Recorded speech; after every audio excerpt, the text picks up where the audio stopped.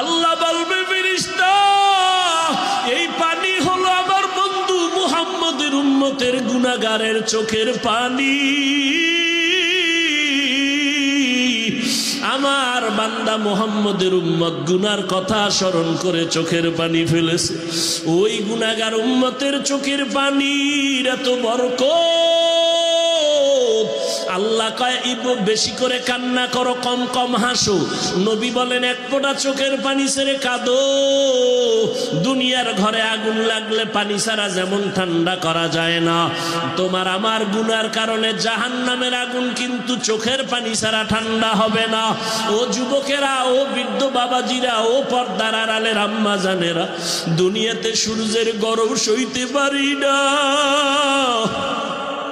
বিছানায় যখন ঘুমাইতে যাই মশারি টানাইয়া ঘুমাই, মশায় কামড়াইলে ঘুমাইতে পারবো না।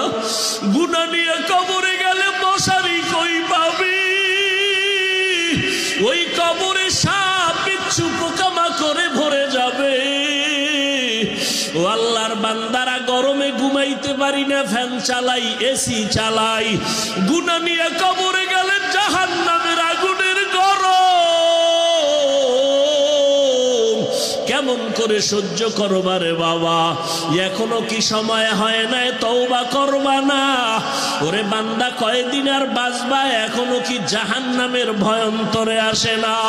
ওরে মা বাবার শাস্তির ভয়ে যদি সন্তান কান্না করতে পারে, উস্তাদের শাস্তির ভয়ে যদি ছাত্র কান্না করতে পারে, আমার মাওলার আযাবের ভয় কি কম?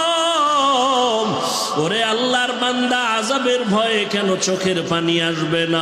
গুনার কারণে দিলটা পাথর বানাইছো,